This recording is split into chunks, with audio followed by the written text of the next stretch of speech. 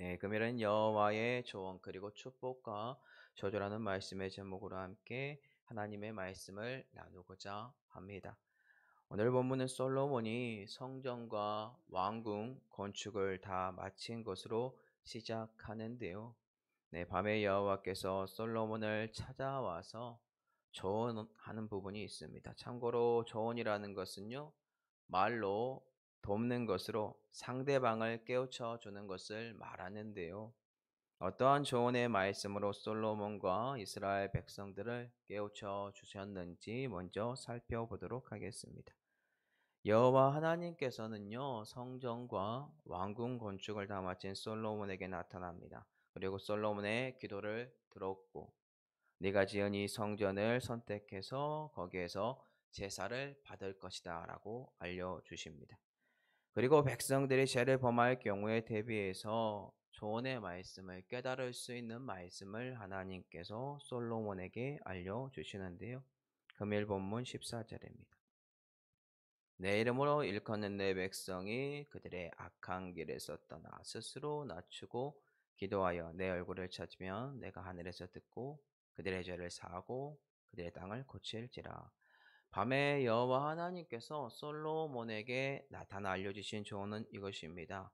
자신의 백성들이 만약에 자기들의 죄로 말미암아 하나님께 범죄하면 하나님께서 하늘을 닫고 비를 내리지 않게 한다고 합니다.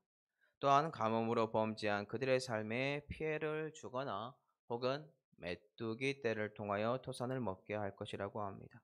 이뿐만 아니라 그들이 거한 땅에서요, 나는 농작물 피해를 입게 하거나 더 나아가 전염병으로 하나님의 백성들이 고통당할 것이다. 그런데 이때에요, 만약에 이들이 자신들의 죄악으로 말미암아 이러한 일들이 벌어진 것을 이스라엘 백성들이 자신들이 깨닫고 그 악한 길에서 떠나기만 한다면 또한 그들이 스스로 낮추어서 자기 얼굴을 낮추고 하나님의 임재가 있는 이 성전 솔로몬 성전에 와서 회개 기도하면 그리고 여호와 하나님의 얼굴을 찾으면 그때 여호와께서 그들의 기도를 듣고 회복시키고 도와주시겠다라는 겁니다. 즉 이스라엘 백성들이 돌이켜 회개만 하면 하나님께서 다시 하늘에서 비가 내리게 하고요. 메뚜기 떼가 물러가게 하며 전염병이 사라지는 등 회복의 역사를 경험하게 하겠다고 솔로몬에게 조언을 해주셨다라는 것입니다. 그럼 그 이유가 무엇일까요? 그 답이 또 오늘 본문 15절에서 16절에 나와 있는데요. 이제 이곳에서 하는 기도에 내가 눈을 들고 귀를 기울이리니 이는 내가 이미 이 성전을 택하고 거룩하게 하여 내 이름을 여기에 영원히 있게 하였음이라. 내 눈과 내 마음이 항상 여기에 있으리라. 아멘. 이스라엘 백성들의 회복이 가능한 이유가 무엇입니까? 바로 솔로몬 성전을요, 하나님께서 선택하시고 하나님의 이름과 눈과 마음이 항상 여기에 있기에 이스라엘 백성들이 자신의 죄에서 돌이켜 이 성전에 와서 전심으로 기도를 하면 여호와 하나님께서 눈을 들어 돌이킨 이스라엘에게 귀를 기울이시고 그들이 고백하는 죄를 듣고 회복시켜 주실 것이기 때문입니다. 즉 솔로몬 성전 안에 말도 안 되는 엄청난 은혜의 역사가 펼쳐졌다라는 것입니다. 그것은 바로 인간이 지은 솔로몬 성전에 하나님께서 항상 거주하고 계시기 때문입니다. 너무나 감사한 일이지요. 그렇다면 오늘날 우리에게 이 조언의 말씀을 적용해 본다면 어떻게 적용을 할 수 있을까요? 그것은 바로 우리의 가정, 그리고 사업과 일터, 혹은 모든 관계 속에서 일어나는 일 중에 이 모든 게 막히고 우리 삶에 넘어지는 상황, 이 상황 속에서 나의 죄로 말미암아 벌어진 것이구나 깨닫는 그 순간 진정한 성전 되시는 예수 그리스도를 우리가 기억하고 그분을 의지하여 하나님을 찾고 부르짖으면 중보자 되시는 예수 그리스도를 통하여서 우리의 죄를 사하여 주시고 우리의 땅을, 우리의 마음을, 우리의 성전을 고쳐 주신다라는 뜻입니다. 그러니 사랑하는 성도 여러분들이 이 조언의 말씀을 기억하시고요. 죄로 말미암아 나에게 찾아온 슬픔이 있다면 꼭 예수 그리스도를 의지하심으로 하나님께 회개 기도하는 은혜가 있기를 예수님 이름으로 축복합니다. 자, 그렇다면 오늘 본문에 여호와의 축복과 저주는 어떠한 것들이 있을까요?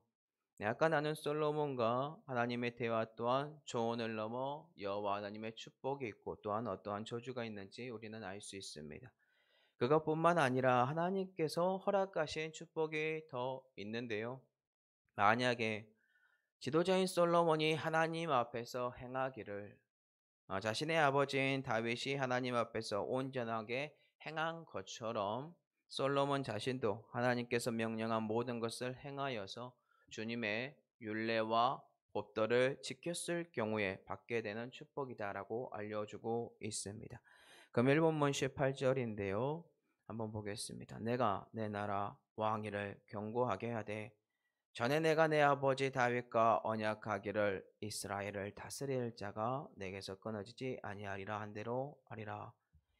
솔로몬이 자신의 아버지 다윗처럼 하나님 말씀에 합당한 삶을 살게 된다면, 즉 여호와의 말씀인 율례와 법들을 지켜 행하면 다윗의 언약처럼 솔로몬의 왕위를 견고하게 해주시겠다고 하나님께서 알려주십니다.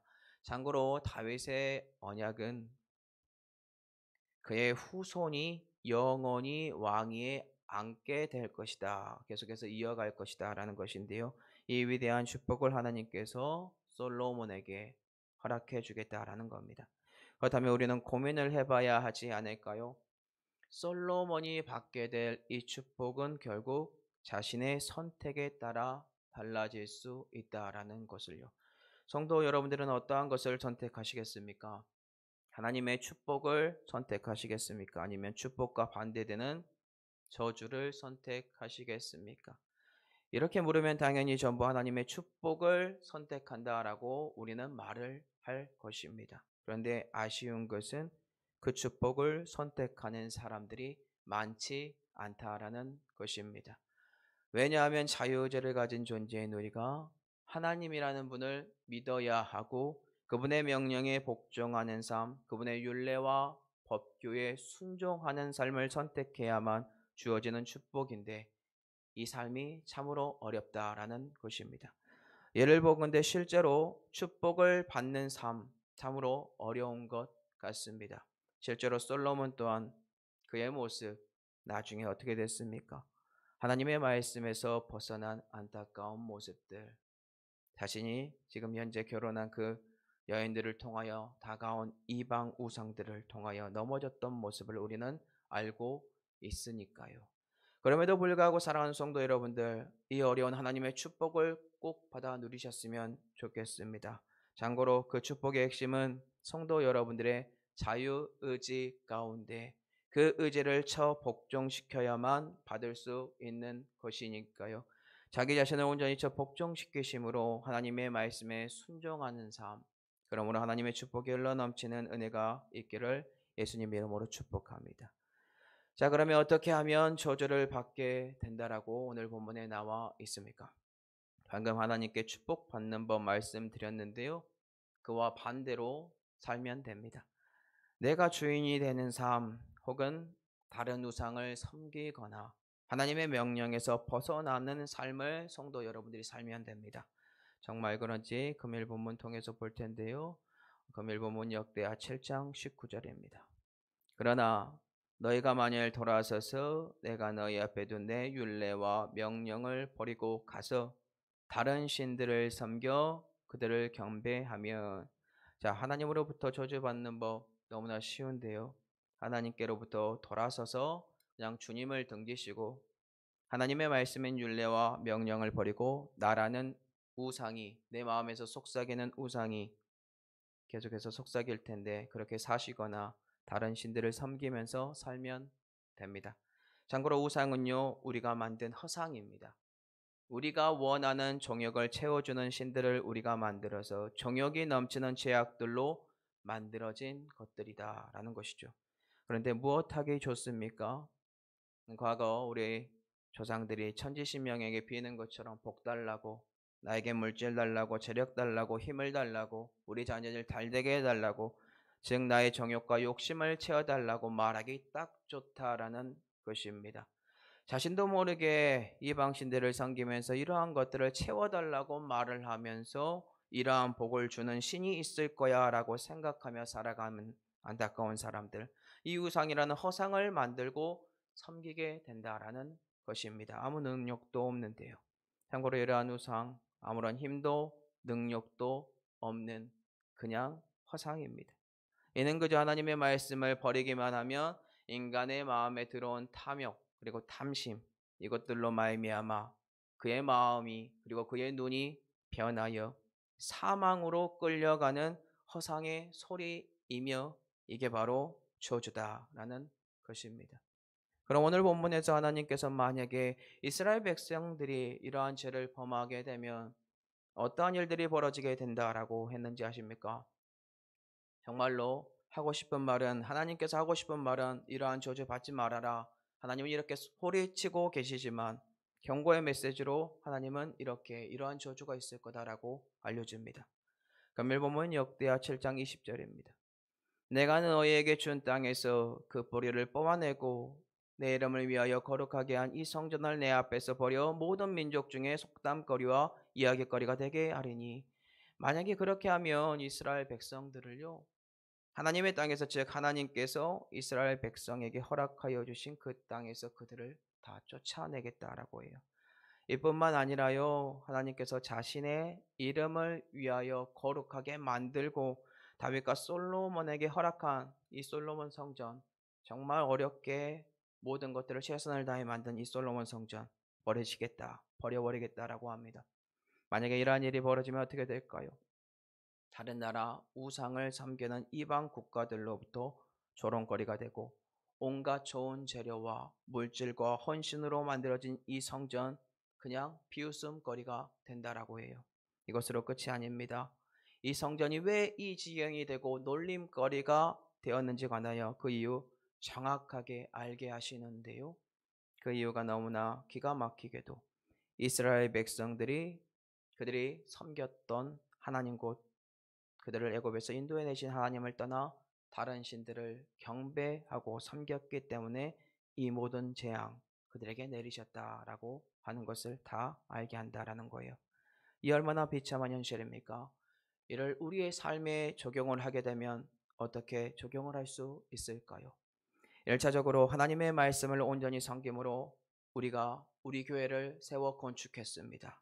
이 아름다운 곳에서 하나님의 율례와 법도를 따르며 하나님의 말씀대로 이 세상을 살아갑니다. 교회에서도 기뻐합니다. 그리고 부흥이 찾아왔습니다. 영적인 마음속에서 마음의 울림이 있습니다. 그리고 하나님께서 허락하신 축복이 쏟아집니다. 시간이 흘렀네요. 우리 교회가 하나님의 말씀과 동떨어집니다. 그분의 율례와 법도를 무시합니다. 세상의 물질 많은 주의가 따라옵니다. 그리고 그들을 경배합니다. 교회의 분열과 무너짐으로 세상의 사람들에게 비방거리가 된다라는 것입니다.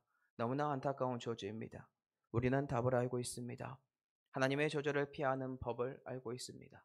그러나 인간의 본성이, 정욕이, 죄악들이 넘쳐 하나님께 축복이 아니라 우리는 저주의 길을 쉽게 들어선다라는 거예요. 오늘 우리 사랑하는 성도 여러분들이 다시 한번 하나님의 축복의 길로 들어섰으면 좋겠습니다.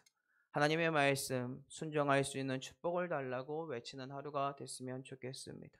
왜냐하면 하나님은 우리가 늘 축복받기를 원하고 있고 하나님의 조언의 말씀을 기억하고 따라가기를 원하기 때문입니다. 역대하 7장 14절 말씀을 마지막으로 보고 말씀을 마무리할 텐데요. 이게 하나님의 마음입니다. 내 이름으로 일컫는 내 백성이 그들의 악한 길에서 떠나 스스로 낮추고 기도하여 내 얼굴을 찾으면 내가 하늘에서 듣고 그들의 죄를 사하고 그들의 땅을 고칠지라. 아멘.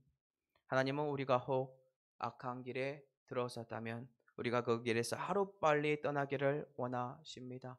또한 우리가 하나님의 축복이 아니라 저주에 빠지게 되었더라도 주님은 우리가 그 악한 길에서 섬겼던 우상을 버리고 스스로 낮추어 기도함으로 다시 여호와 하나님의 얼굴을 찾기를 원합니다. 오늘 그러므로 말미암아 여호와 안에서 우리의 마음을 토설하고 혹 우리가 주님께 돌아가지 못하고 있는 것들이 있다면 깨닫게 해달라는 은혜를 달라고, 그 죄에서 돌이킴으로 회개함으로 우리의 땅이 고침받을 수 있는 은혜를 달라고, 진정한 성전 되시는 예수 그리스도께 나아가 이 모든 것들이 회복되는 은혜를 달라고 그렇게 고백했으면 좋겠습니다. 이러한 은혜와 능력이 저와 성도 여러분들에게 흘러 넘치기를 예수님의 이름으로 축복합니다. 네.